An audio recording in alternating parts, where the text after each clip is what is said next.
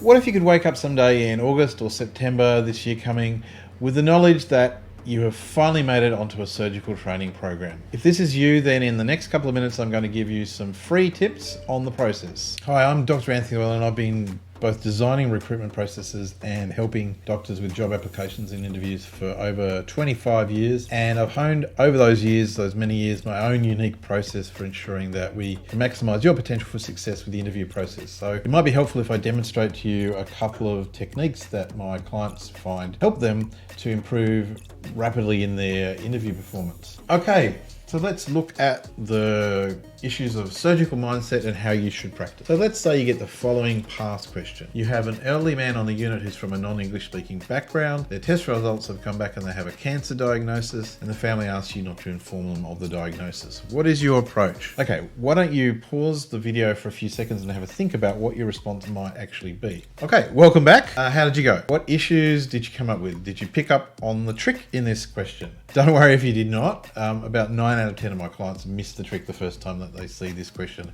as well. But it helps to demonstrate an important point. So, what most people do, or most candidates do, is list the following issues. There's the issue of the ethics of not informing someone and their right to autonomy. There's the issue of respecting or understanding the wishes and needs of the family, and whether there might be some cultural issues, given that the patient is from a non-English speaking background. The bad news has to be delivered, and that will have to be done in a sensitive way, and we'll need an interpreter. We need a plan for what to do about this cancer in terms of we're going to operate or what have you. Most candidates also talk about this being a case that you need to get the consultant's input on. So what they miss is the fact that the family have asked you not to inform the patient, which is not the normal order of things, is it?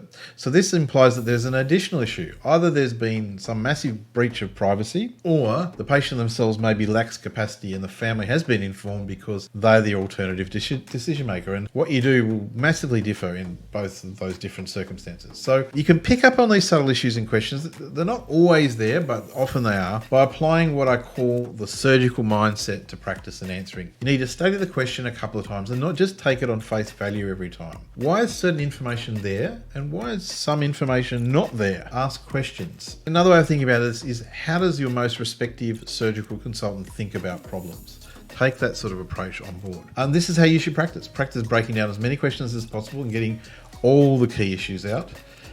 Before you do full answers to questions, it's more deliberative and focused in its approach, and it'll have dividends for you. Now that you've seen some of the techniques that I go over with my coaching clients, I would like to invite you to a free webinar where we dive a bit deeper into the process and I can answer any questions that you may have. When you click on the link in the video, you'll go to this webinar sign up page. This is where you can register for the webinar. And a reminder that by joining the webinar, you'll get more tips on how to prepare effectively and efficiently for these interviews, as well as the opportunity to find out whether you might be a good fit for my exclusive set interview coaching program. Go on, click the link.